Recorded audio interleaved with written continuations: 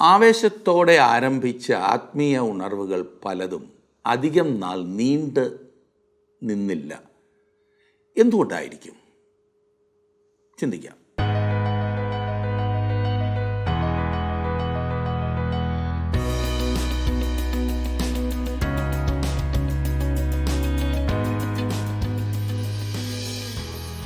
സാധാരണ ഉണർവുകൾ അധികം കാലം നീണ്ടു നിൽക്കില്ല. യഹൂദയിലെ ആത്മീയ ഉണർവുകൾക്ക് നേതൃത്വം നൽകിയ ചുരുക്കം രാജാക്കന്മാരിൽ ഒരാളായിരുന്നു യഹോശാഫാത്ത്. മറ്റുള്ളവരിൽ നിന്നും വളരെ വ്യത്യസ്തമായി അവൻ ഉണർവ് ആരംഭിക്കുന്നതിന് നേതൃത്വം നൽകിയത് കൂടാതെ ആ ഉണർവ് തുടരുവാൻ ഒരു വലിയ മാതൃക കാണിച്ചു. അവൻ ദേശത്തെല്ലായിടവും ദൈവവചനം പഠിപ്പിക്കുവാൻ സ്വമേധാ പ്രവർത്തകരെ ആക്കി. അവർ ദേശത്തെല്ലായിടവും സഞ്ചരിച്ച് ജനങ്ങളെ പഠിപ്പിച്ചു.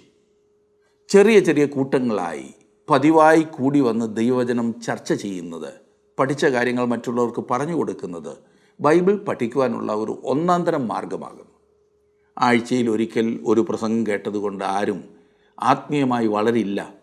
നമ്മുടെ സംശയങ്ങൾക്ക് മറുപടി ലഭിക്കുവാനും നമ്മുടെ വളർച്ചയെ ശ്രദ്ധിക്കുവാനും നമുക്ക് മറ്റ് വിശ്വാസികളുടെ സഹായം ആവശ്യമുണ്ട്.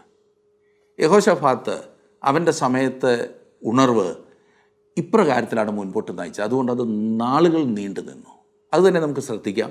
2 ദിനവൃത്താന്തങ്ങൾ 17-ാം അധ്യായത്തിലേക്ക് നാം വരികയാണ്. 17-ാം അധ്യായത്തിൻ്റെ 1 മുതൽ 18-ാം അധ്യായത്തിൻ്റെ 13 വരെയുള്ള വാക്യങ്ങൾ നമുക്ക് ഒരുമിച്ച് വായിച്ച് ധ്യാനിക്കാം.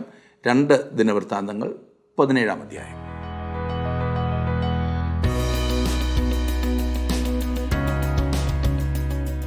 യഹൂദ രാജാവായ ആസയുടെ കാലത്തായിരുന്നു ആദ്യത്തെ ഉണർവുണ്ടായത്.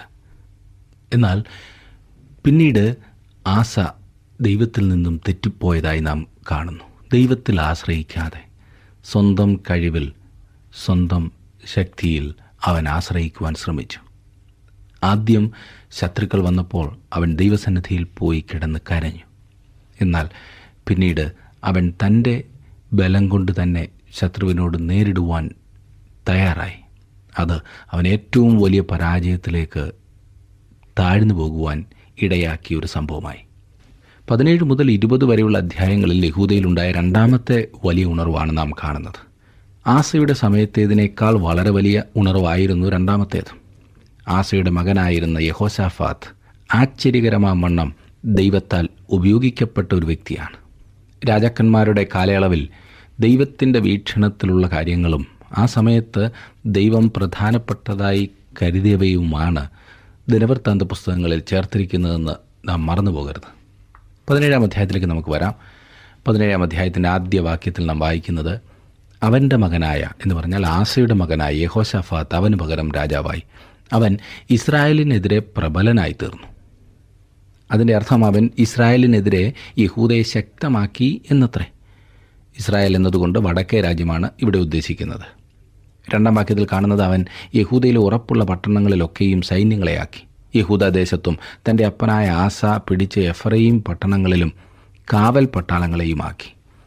യഹൂദയും ഇസ്രായേലും തമ്മിലുണ്ടായ യുദ്ധത്തെക്കുറിച്ച് കഴിഞ്ഞ അധ്യായത്തിൽ നാം കണ്ടതോർക്കുമല്ലോ. തൻ്റെ രാജ്യത്തെ സംരക്ഷിക്കുവാനുള്ള കരുതൽ നടപടികളാണ് യഹോശാഫാത്ത് എടുക്കുന്നത്. 3-ാം വാക്യത്തിൽ കാണുന്ന യഹോശാഫാത്ത് തൻ്റെ പിതാവായ ദാവീദിൻ്റെ ആദ്യത്തെ വഴികളിൽ നടക്കുകയും ബാൽ വിഗ്രഹങ്ങളെ ആശ്രയിക്കാതെ തൻ്റെ പിതാവിൻ്റെ ദൈവത്തെ അന്വേഷിക്കുകയും ഇസ്രായേലിൻ്റെ ആചാരപ്രകാരം നടക്കാതെ ദൈവത്തിൻ്റെ കൽപ്പനകളെ അനുസരിച്ച് നടക്കുകയും ചെയ്തതുകൊണ്ട് യഹോവ അവനോട് കൂടെ ഉണ്ടായിരുന്നു. ഇവിടെ ഇത് രസകരമായിരിക്കുന്നു. തൻ്റെ പിതാവായ ദാവീദിൻ്റെ ആദ്യത്തെ വഴികളിൽ നടന്നു എന്ന് പറഞ്ഞിരിക്കുന്നത് ശ്രദ്ധിക്കുക. ദാവീദ് പ്രായമായതിനു ശേഷം നടന്ന വഴികൾ അല്ല. പിന്നെയോ അവൻ ഒരു യുവാവായി രാജാവായിരുന്ന കാലത്ത് ദൈവത്തെ ആശ്രയിച്ച് നടന്ന അവസ്ഥ. 5-ാം വാക്യത്തിൽ നാം കാണുന്നത്, യഹോവ അവന് രാജ്യത്വം ഉറപ്പിച്ചു കൊടുത്തു. എല്ലാ യഹൂദയും യഹോശാഫാത്തിന് കാഴ്ച കൊണ്ടുവന്നു. അവന് ധനവും മാനവും വളരെ ഉണ്ടായി. പഴയ നിയമത്തിൽ ദൈവം അംഗീകരിച്ചു എന്നതിൻ്റെ അടയാളങ്ങളിൽ ഒന്ന് ഭൗതിക സമൃദ്ധിയായിരുന്നു. അങ്ങനെയായിരുന്നു കണക്കാക്കിയിരുന്നത്. 6 മുതലുള്ള വാക്യങ്ങളിൽ നാം കാണുന്നത്, അവൻ്റെ ഹൃദയം യഹോവയുടെ വഴികളിൽ ധൈര്യപ്പെട്ടിട്ട് അവൻ പൂജാഗിരികളെയും അശേരാപ്രതിഷ്ഠകളെയും യഹൂദയിൽ നിന്ന് നീക്കിക്കളഞ്ഞു.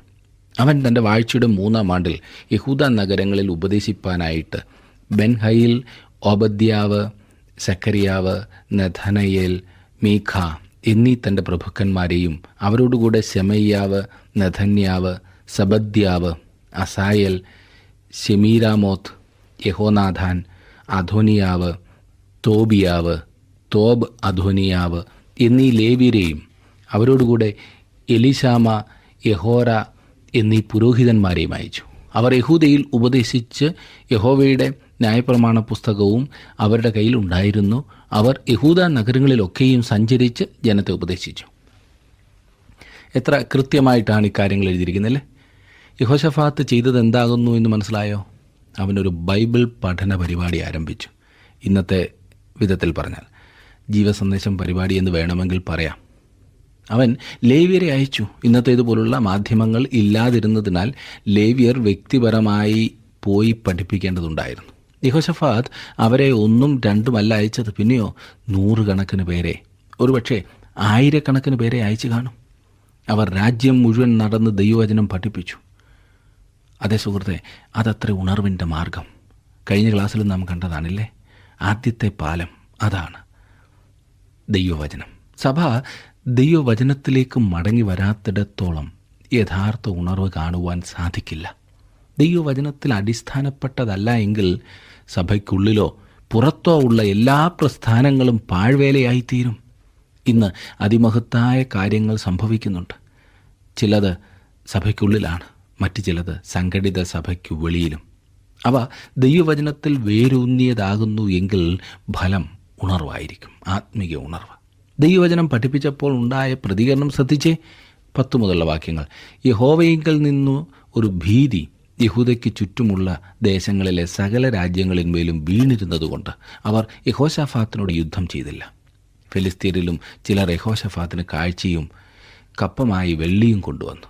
അരാബ്യരും അവന് 7700 ആട്ടുകൊറ്റനും 7700 വെള്ളാട്ടുകൊറ്റനുമുള്ള ആട്ടിൻകൂട്ടത്തെ കൊണ്ടുവന്നു. യഹോശഫാത്ത് മേൽക്കുമേൽ പ്രബലനായിത്തീർന്നു. യഹൂദയിൽ കോട്ടകളെയും സംഭാര നഗരങ്ങളെയും പണിതു.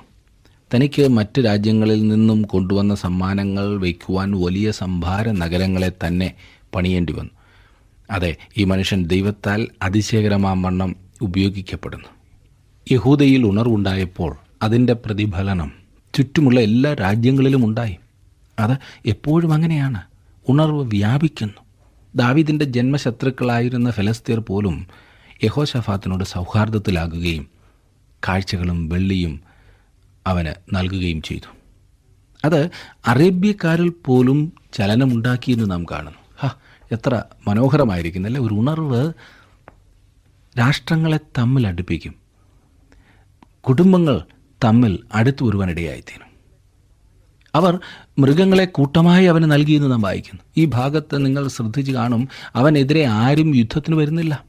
ആത്മീക ഉണർവ് മാത്രമാണ് യുദ്ധം ഇല്ലാതാക്കുവാനൊരു മാർഗം.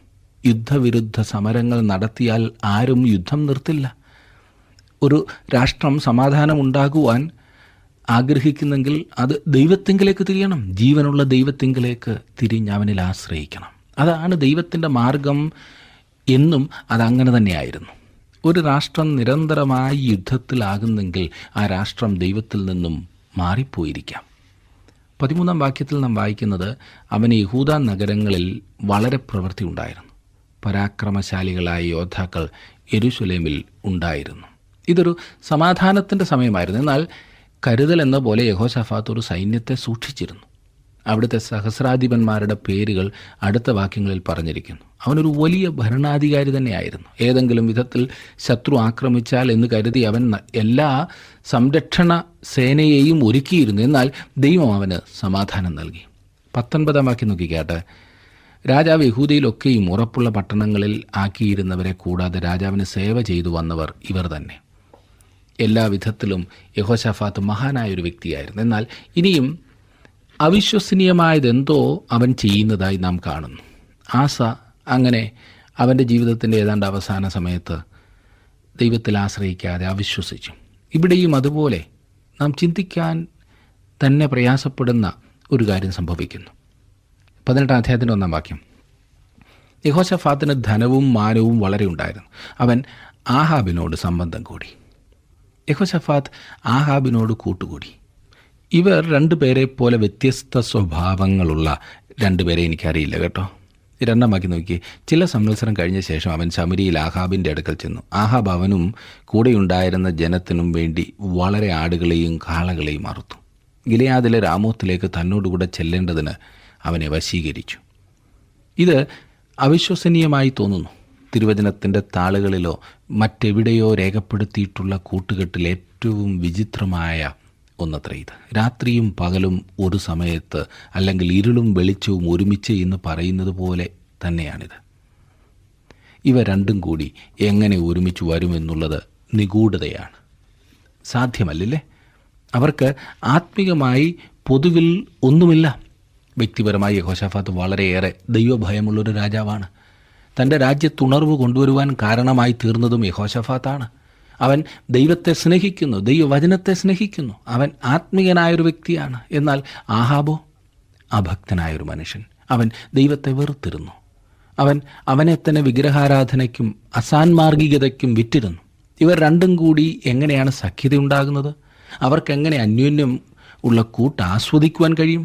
അവർക്ക് പൊതുവായുള്ള എന്തെങ്കിലും ഉണ്ടോ? നമുക്ക് ഒരല്പം പരിശോധന തന്നെ നടത്താം. അവർക്ക് 3 വിധത്തിലുള്ള സഖ്യതയും സഹകരണവും ഉണ്ടായതായി കാണാവുന്നതാണ്. അത് ഭൗതികമായ കാരണങ്ങളുടെ അടിസ്ഥാനത്തിലാണ്. അവർക്ക് ആത്മീയമായി ഒന്നും തന്നെ പൊതുവായിട്ടില്ല. ഒന്ന്, അവർ തമ്മിലൊരു വിവാഹ സഖ്യതയുണ്ട്. യഹോശാഫാത്തിൻ്റെ മകൻ യഹോറാം ആഹാബിൻ്റെയും ഇസബേലിൻ്റെയും മകളായിരുന്ന അതല്യയെ വിവാഹം ചെയ്തു. തൻ്റെ മാതാപിതാക്കളുടെ വഴിയിൽ നടന്ന ഒരു ദുഷ്ട സ്ത്രീയായിരുന്നു ഈ അതല്യ. രാജാക്കന്മാരുടെ പുസ്തകത്തിൽ നാം അത് കണ്ടല്ലോ. ഞാൻ കരുതുന്നത് ഇവർ രണ്ടുപേരും ചിന്തിച്ച് കാണും, ഇങ്ങനൊരു കൂട്ടുകെട്ടുകൊണ്ട് വരുന്നതിൽ യഹൂദയും ഇസ്രായേലും തമ്മിലുള്ള ബന്ധം ഉറപ്പിക്കുകയും പഴയതുപോലെ വിഭജിക്കപ്പെടാത്ത ഒരു രാജ്യം ഭരിക്കുകയുമാകാമെന്ന്. അന്യോന്യം വിവാഹബന്ധത്തിലേർപ്പെടുന്നതിൽ ഇത് സാധ്യമാകും എന്നവർ കരുതി. എന്നാൽ അവർ ചെയ്തത് മണ്ടത്തരമായിരുന്നു, തെറ്റായിരുന്നു. നമ്മുടെ ഇന്നത്തെ സാഹചര്യത്തിൽ വളരെ പ്രസക്തമായൊരു വിഷയമാകുന്നു ഇത്. പല സന്ദർഭങ്ങളിൽ ഞാൻ ഈ വിഷയത്തെക്കുറിച്ച് സംസാരിച്ചിട്ടുണ്ട്. ഞാനിത് സംസാരിക്കുമ്പോൾ പലരും എന്നെ ഒരു പഴഞ്ചൻ പ്രസംഗകനായി ചിന്തിച്ചേക്കും.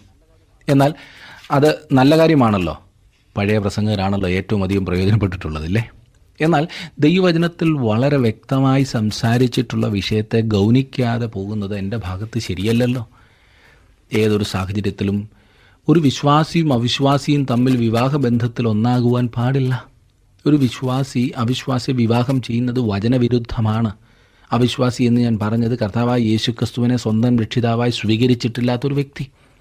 ആ വ്യക്തി പള്ളിയിലും ആരാധനയ്ക്കുമൊക്കെ പോകുന്നുണ്ടാകും, ആത്മീക കാര്യങ്ങൾക്ക് മുൻപന്തിയിൽ തന്നെ ഉണ്ടായിരിക്കും. എന്നാൽ രക്ഷിക്കപ്പെട്ടതാണോ എന്ന് വ്യക്തമാകണം. ഇതെന്താ ഇത്ര ഇടുങ്ങിയ ചിന്താഗതി എന്ന് ചോദിച്ചാൽ അതല്ലേ സത്യം? താങ്കളുടെ വിലപ്പെട്ട നിർദ്ദേശങ്ങളും അഭിപ്രായങ്ങളും പ്രാർത്ഥനാ വിഷയങ്ങളും ഇന്ന് തന്നെ ഞങ്ങളെ വിളിച്ചറിയിക്കുക. വിളിക്കേണ്ട നമ്പർ 8281384455.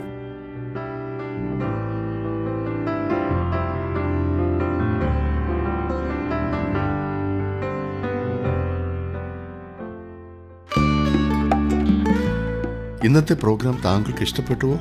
എങ്കിൽ ഉടൻ തന്നെ ഞങ്ങൾക്കൊരു മിസ് കോൾ തരിക. അടുത്ത വിജയി ഒരുപക്ഷെ താങ്കളായിരിക്കാം.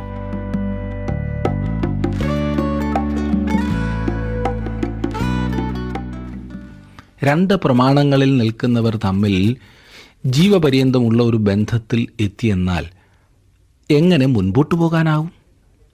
വലിയ ഉണർവിൻ്റെ കാലയളവിൽ നിന്നുള്ള യഹോശാഫാത്തിൻ്റെ മകൻ ദുഷ്ടരായ ആഹാബ് ഇസബേൽ ദമ്പതികൾക്കുണ്ടായ ഈ ദുഷിച്ച മകളെ വിവാഹം കഴിക്കുകയെന്ന് പറഞ്ഞാൽ അത് വലിയ ദുഃഖം വരുത്തി വെച്ചു. വാസ്തവത്തിൽ ആ കാൽവെപ്പ് ദാവീദിൻ്റെ വംശത്തെ മിക്കവാറും തുടച്ചു നീക്കുവാൻ പോരുന്നതായിരുന്നു.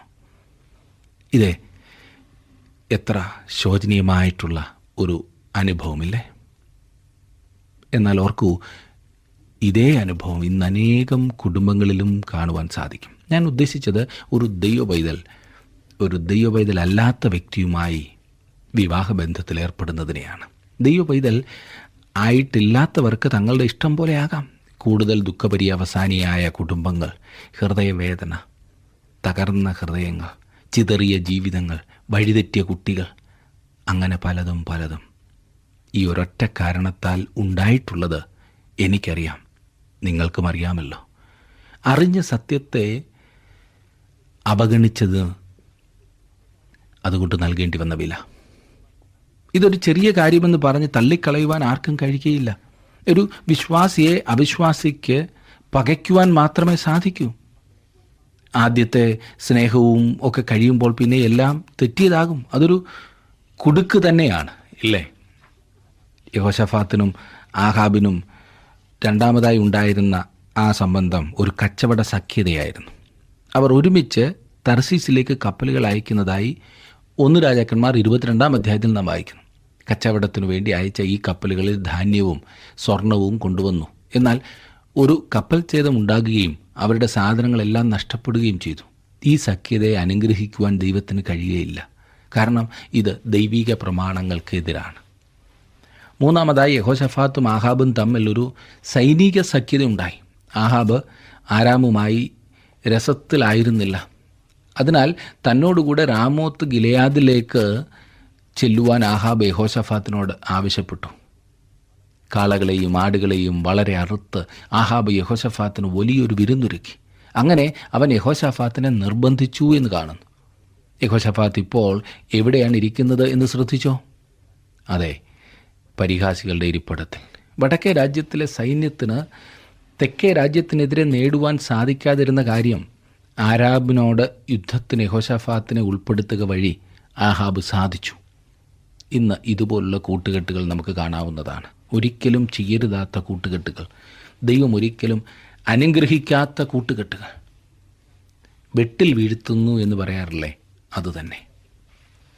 3-ാം വാക്യത്തിൽ കാണുന്നത്, ഇസ്രായേൽ രാജാവായ ആഹാബ് യഹൂദ രാജാവായ യെഹോശഫാത്തിനോട്, നീ എന്നോടുകൂടെ ഗിലെയാദിലെ രാമോത്തിലേക്ക് പോരുമോ എന്ന് ചോദിച്ചു.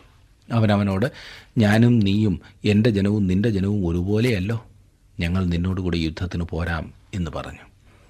തങ്ങളുടെ മക്കൾ തമ്മിലുള്ള ഈ വിവാഹത്തിലൂടെ യെഹോശഫാത്ത് ഇപ്പോൾ ആഹാബിൻ്റെ കുടുംബത്തിലാണ്. അതുകൊണ്ടൊരു സഖ്യത ഉണ്ടാക്കുവാൻ അവൻ തയ്യാറാണ്. അവൻ പറയുന്നു, നാം ഒന്നല്ലേ, നാം ഒരുമിച്ചല്ലോ. ദൈവം യെഹോശഫാത്തിന് സമാധാനം നൽകിയിരുന്നു. ആഹാബ് അവനോട് ആവശ്യപ്പെടുന്നത് യുദ്ധത്തിന് പോകുവാനാണ്. യെഹോശഫാത്ത് അതിന് സമ്മതിക്കുന്നു. എന്നിട്ടും അവൻ അസ്വസ്ഥനാണ്. ദൈവത്തിനായുള്ള ഒരു മനസ്സ് അവനുണ്ട്. അതിനാൽ ഈ അവസ്ഥ അവന് ആശങ്ക നൽകുന്നു എന്ന് കാണുവാൻ സാധിക്കും.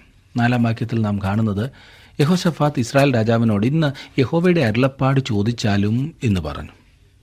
ഈ പദ്ധതിയെക്കുറിച്ച് ദൈവം എന്തു പറയുന്നു എന്ന് നമുക്കൊന്ന് നോക്കാം എന്ന് യെഹോശഫാത്ത് പറയുന്നു. അപ്പോൾ ആഹാബ് തൻ്റെ പ്രവാചകന്മാരുടെ സംഘത്തെ മുഴുവൻ കൊണ്ടുവരുന്നു. 5-ാം വാക്യം, ഇസ്രായേൽ രാജാവ് 400 പ്രവാചകന്മാരെ വരുത്തി അവരോട്, ഞങ്ങൾ ഗിലെയാദിലെ രാമോത്തിലേക്ക് യുദ്ധത്തിന് പോകുകയോ പോകാതിരിക്കുകയോ എന്തു വേണ്ടു എന്ന് ചോദിച്ചു. അതിനവർ, പുറപ്പെടുക, ദൈവം അത് രാജാവിൻ്റെ കയ്യിൽ ഏൽപ്പിക്കും എന്ന് പറഞ്ഞു. ആരാണ് ഈ പ്രവാചകന്മാർ? അവർ ബാലിൻ്റെ പ്രവാചകന്മാരാകുന്നു. ഇവിടെ ഏതോ കാര്യമായ തകരാറുണ്ട് എന്ന് മനസ്സിലാക്കുവാൻ തക്കവണ്ണം വിവേചന ശക്തി യെഹോശഫാത്തിനുണ്ട്. എത്രമാത്രം കഴിവുകളുള്ള ഒരു മനുഷ്യനാണ് പിശാചിൻ്റെ വലയിൽ ചാടിയിരിക്കുന്നത് എന്നോർക്കണം. അവൻ എന്തുമാത്രം ശോഭിക്കുവാൻ കഴിയുന്ന വ്യക്തിയാണ്. ദൈവത്തിന് വേണ്ടി എന്തുമാത്രം അവന് പ്രവർത്തിക്കുവാൻ സാധിക്കും. തൻ്റെ ജീവിതം തന്നെ അവനിപ്പോൾ അസ്വസ്ഥതയിൽ കൊണ്ടെത്തിച്ചിരിക്കുകയാണ്. ഈ ആവശ്യമില്ലാത്ത കൂട്ട് കൂടിയതിനാൽ. 6-7 വാക്യങ്ങൾ നോക്കിക്കേ. എന്നാൽ യഹോശഫാത്ത്, നാം അരുളപ്പാട് ചോദിക്കേണ്ടതിന് ഇവിടെ യഹോവയുടെ പ്രവാചകനായിട്ട് ഇനി ആരുമില്ലയോ എന്ന് ചോദിച്ചു. അതിന് ഇസ്രായേൽ രാജാവ് യഹോശഫാത്തിനോട്, നാം യഹോവയോട് അരുളപ്പാട് ചോദിപ്പാൻ തക്കവണ്ണം ഇനി ഒരുത്തനുണ്ട്. എന്നാൽ അവൻ എന്നെക്കുറിച്ച് ഒരിക്കലും ഗുണമല്ല, എല്ലാം ഇപ്പോഴും ദോഷം തന്നെ പ്രവചിക്കുന്നത് കൊണ്ട് എനിക്കവനെ ഇഷ്ടമില്ല. അവൻ ഇമ്ളിയുടെ മകനായ മീഖായാവ് എന്ന് പറഞ്ഞു. രാജാവ്, അങ്ങനെ പറയരുതേ എന്ന് യഹോശഫാത്ത് പറഞ്ഞു. അവൻ നിനക്ക് ദൈവത്തിൻ്റെ അരുളപ്പാടുകൾ നൽകുന്നതിനാൽ നീ അവനെ വെറുക്കുന്നു എന്ന് പറഞ്ഞത് വാസ്തവത്തിൽ അങ്ങനെ അർത്ഥമാക്കി അല്ലല്ലോ എന്ന് യഹോശഫാത്ത് ആഹാബിനോട് ചോദിക്കുന്നു. അതുകൊണ്ട് ആഹാബ് മീഖായാവിനെ കൊണ്ടുവരുവാനായി ആളെ അയക്കുന്നു. ദൈവത്തിൻ്റെ വചനം സത്യമായി പ്രസംഗിക്കുന്ന ആളുകളെ വെറുക്കുന്ന അനേകർ ഇന്നുമുണ്ട്. ദൈവവചനം അതേപടി അറിയിക്കുന്നവരെ ലോകമൊരിക്കലും അംഗീകരിക്കില്ല, മറന്നുപോകരുത്. 1 രാജാക്കന്മാർ 22 അധ്യായത്തിൽ കാണുന്നത് പോലെ മീഖായാവ് തിരുവചനത്തിലെ മഹാന്മാരിൽ ഒരാളത്രേ. ദൈവത്തിൻ്റെ വചനം കലർപ്പില്ലാതെ നൽകിയ ഒരു ദൈവപുരുഷനായിരുന്നു അവൻ. തൻ്റെ ജീവൻ വകവയ്ക്കാതെ പോലും അവൻ ആഹാബിനോട് സത്യം പറഞ്ഞു. ഇപ്പോൾ ഈ മനുഷ്യനെ ഈ സ്ഥലത്തേക്ക് വിളിച്ചു. 9 വാക്യം നോക്കിക്കാട്ടെ. ഇസ്രായേൽ രാജാവും യഹൂദ രാജാവായ യഹോശാഫാത്തും രാജവസ്ത്രം ധരിച്ച് ശമരിയുടെ പടിവാതിൽ പ്രവേശനത്തിങ്കിൽ ഒരു വിശാല സ്ഥലത്ത് താന്താൻ്റെ സിംഹാസനത്തിലിരുന്ന് പ്രവാചകന്മാരൊക്കെയും അവരുടെ സന്നിധിയിൽ പ്രവചിച്ചുകൊണ്ടിരുന്നു. ആ 400 പ്രവാചകന്മാർ ഓടി നടന്ന് ആഹാബിനോട് അരാമിനെതിരായി ചെല്ലുക എന്ന് പറയുന്നത് നിങ്ങൾ ഒന്ന് ചിന്തിച്ചു നോക്കുക. 400 പേർ. എന്തൊരു ബഹളമായിരുന്നിരിക്കും അല്ലേ? അല്ല, അങ്ങനെയൊക്കെ ചെയ്തില്ലെങ്കിൽ കഞ്ഞികുടി മുട്ടില്ലേ? അവരിൽ ഒരാൾ ആകെ അഭിനയിക്കുവാൻ കൂടി തുടങ്ങി. ഇരുമ്പ് കൊണ്ട് കൊമ്പുണ്ടാക്കിക്കൊണ്ടാണ് സിദക്കിയാവ് ഓടി നടന്നത്. ആ കൊമ്പുകൾ കൊണ്ട് അവൻ ഓരോരുത്തരെ തള്ളുകയും ഇങ്ങനെ രാജാവ് ആരാമിനോട് ചെയ്യുമെന്ന് പ്രഖ്യാപിക്കുകയും. എന്തൊരു കാഴ്ചയില്ലേ! 2 രാജാക്കന്മാർ അവരുടെ സിംഹാസനങ്ങളിൽ ഇരിക്കുന്നു. ആ പ്രവാചകന്മാരെല്ലാം ഓടി നടന്ന് ഉച്ചത്തിൽ പറയുന്നത്, പോയി യുദ്ധം ചെയ്യുക, നീ ജയിക്കും, പോവുക, ജയിക്കും. നോക്കണേ, 12 വാക്യം വായിച്ചാട്ടെ. 12 വാക്യത്തിൽ നാം കാണുന്നു, മീഖായാവെ, വിളിപ്പാൻ പോയ ദൂതൻ അവനോട്, നോക്കൂ, പ്രവാചകന്മാരുടെ വാക്കുകൾ ഒരുപോലെ രാജാവിന് ഗുണമായിരിക്കുന്നു. നിന്റെ വാക്കും അവരിൽ ഒരുത്തൻ്റേതുപോലെ ഇരിക്കട്ടെ, നീയും ഗുണമായി പറയണമേ എന്ന് പറഞ്ഞു. മീഖായാവിനെ വിളിക്കുവാൻ പോയ വ്യക്തി അവനെ അല്പം ഗുണദോഷിക്കുവാനുള്ള ശ്രമത്തിലാണ്. അല്ല, മീഖായാവിൻ്റെ നന്മയ്ക്ക് വേണ്ടി തന്നെയാണ്. അവിടെ നടക്കുന്ന കാര്യങ്ങളൊക്കെ പ്രവാചകനെ ധരിപ്പിച്ചു. എന്നിട്ട് പറയുന്നത്, ഇപ്പോൾ നിനക്കൊരു നല്ല അവസരം കൈവന്നിരിക്കുകയാണ്. ഇത് ദൈവം തന്നെ കൊണ്ടുവന്നിരിക്കുകയാണ്. ഈ യഹോശാഫാത്ത് രാജാവിനെ ദൈവം ഇങ്ങോട്ടിപ്പോൾ അയച്ചില്ലായിരുന്നെങ്കിൽ മീഖായാവേ, നിന്റെ ആയുഷ്കാലം മുഴുവൻ നീ ജയിലിൽ കിടന്ന് അതിൻ്റെ അഴി എണ്ണേണ്ടി വന്നേനെ. എന്നാൽ നിന്റെ ദൈവം പ്രാർത്ഥന കേട്ട് ഒരവസരം തന്നിരിക്കുന്നു. നീ മറ്റുള്ളവർ പറയുന്നത് പോലെ പറഞ്ഞാൽ മതി കേട്ടോ. എല്ലാ പ്രവാചകന്മാരും പറയുന്നത് ഈ രാജാക്കന്മാർ ആരാമിനോട് യുദ്ധത്തിന് പോകണം എന്നത്രേ. നീയും അവരോട് സമ്മതിച്ചാൽ മതി. രാജാവ് നിന്നെ അനുഗ്രഹിക്കും. രാജാവിൻ്റെ മതിപ്പ് നേടുവാൻ നീ ഈ അവസരം ഉപയോഗിക്കണം. നിങ്ങൾ ഇതിനെക്കുറിച്ചും ചിന്തിച്ച് നോക്ക്. ഇന്ന് അനേക ഈ വിട്ടുവീഴ്ചയ്ക്ക് തയ്യാറാകുന്നവരുടെയും മനോഭാവം ഇത് തന്നെയല്ലേ? ഇല്ലേ? 13 വാക്യത്തിൽ നാം കാണുന്നത്, അതിന് മീഖായാവ്, യഹോവയാണ് എൻ്റെ ദൈവം അരുളി ചെയ്യുന്നത് തന്നെ ഞാൻ പ്രസ്താവിക്കുമെന്ന് പറഞ്ഞു. മീഖായാവ് ഒന്നുകൊണ്ടും ഭയപ്പെട്ടിട്ടില്ല. അവൻ എന്തു പറയണമെന്ന് ദൈവം അവനോട് പറയുന്നുവോ അത് പറയുവാൻ മീഖായാവ് തയ്യാറാണ്. മീഖായാവിൻ്റെ പ്രതികരണം നമുക്ക് അടുത്ത ക്ലാസ്സിൽ കാണാവുന്നതാണ്. എന്നാൽ ഒരു നിമിഷം നമുക്കിവിടെ ഇതൊന്ന് ചിന്തിക്കാം. ദൈവത്തിൻ്റെ വചനത്തിൽ പറഞ്ഞിരിക്കുന്ന സത്യങ്ങൾ വ്യക്തമായി മനസ്സിലാക്കിയിട്ടും പലപ്പോഴും നമ്മുടെ സൗകര്യാർത്ഥം മുൻപോട്ട് പോകുവാനല്ലേ നാം ശ്രമിക്കാറുള്ളത്? ഇതുപോലെ മറ്റുള്ളവരെ ദൈവവചനം അറിയിക്കുവാൻ നമുക്ക് ലഭിക്കുന്ന അവസരങ്ങളെ അല്ലെങ്കിൽ അവർ എന്ത് കേൾക്കുവാൻ സന്തോഷിക്കുന്നുവോ അത് പറഞ്ഞ് സന്തോഷിപ്പിക്കുന്നതായ ആ വിട്ടുവീഴ്ച മനോഭാവം, അനുരഞ്ജന ചിന്താഗതി നമ്മിൽ പലപ്പോഴും കയറിക്കൂടാറില്ലേ? ഇത് എത്ര വലിയ വിപത്തിലേക്ക് കൊണ്ടുപോകുമെന്ന കാര്യം മറക്കരുത്. എന്നാൽ ആത്യന്തികമായ ഒരു വ്യക്തിയുടെ ജീവിതത്തിൽ സന്തോഷവും സമാധാനവും നന്മയും കൊണ്ടുവരുന്ന ആ ഗുണദോഷം ദൈവവചനം പറഞ്ഞു കൊടുക്കുവാൻ നമുക്ക് എത്രമാത്രം ധൈര്യമുണ്ട്, എത്രമാത്രം സമർപ്പണമുണ്ട് എന്ന് ഒരു പ്രാവശ്യം കൂടി നമുക്ക് നമ്മെ തന്നെ പരിശോധിക്കാം. അല്ല, നാം കേൾക്കുന്ന വചനം അതുപോലെ അനുസരിക്കുവാൻ നമുക്ക് ഈ പറഞ്ഞതായ ധൈര്യമുണ്ടോ, സമർപ്പണമുണ്ടോ? മീഖായാവിനെ പോലെ പ്രതികൂലത്തിൻ്റെ നടുവിലും ദൈവവചനം അറിയിക്കുന്നതായ ആ മനോഭാവം ദൈവം നിങ്ങൾക്ക് ഓരോരുത്തർക്കും എനിക്കും എപ്പോഴും നൽകട്ടെ എന്ന് പ്രാർത്ഥിക്കാം. മീഖായാവെ പോലെ ദൈവവചനം കലർപ്പില്ലാതെ അറിയിക്കുവാനുള്ള ധൈര്യമാകുന്നു നമുക്ക് ഇന്ന് ആവശ്യം. ദൈവവചനമാകുന്നു എന്ന് നാം മനസ്സിലാക്കി കഴിഞ്ഞാൽ അത് ധൈര്യത്തോടെ അറിയിക്കുവാൻ, അവന് ജീവന് പോലും ഭീഷണി ഉണ്ടായിട്ട് അവൻ അത് ഗൗനിച്ചേയില്ല. അവൻ ദൈവത്തിൻ്റെ വചനം അറിയിച്ചു. നമ്മെ ആക്കിയിരിക്കുന്ന സ്ഥാനങ്ങളിൽ സ്നേഹത്തോടെ, താഴ്മയോടെ ദൈവത്തിൻ്റെ വചനം അറിയിക്കുവാൻ നമുക്ക് സാധിക്കണം. അതിനാവശ്യം ദൈവത്തിൻ്റെ പരിശുദ്ധാത്മാവിൻ്റെ നിയന്ത്രണമാകുന്നു. ആ നടത്തിപ്പിൽ മുൻപോട്ട് പോകുവാൻ നമുക്ക് സാധിക്കണം. ഇന്നത്തെ ഈ പഠനം നിങ്ങൾ ശ്രദ്ധിക്കുവാൻ കാണിച്ച താല്പര്യത്തിന് പ്രത്യേകം നന്ദി. ദൈവം ഒരു വലിയ ഉണർവിലേക്ക് നിങ്ങളെ നയിക്കട്ടെ എന്ന് ഞാൻ പ്രാർത്ഥിക്കുന്നു. നമുക്ക് അടുത്ത ക്ലാസ്സിൽ വേറൊരു വിഷയവുമായി കാണുന്നത് വരെ ദൈവ സാന്നിധ്യം നിങ്ങളോടുകൂടെ ഉണ്ടായിരിക്കട്ടെ.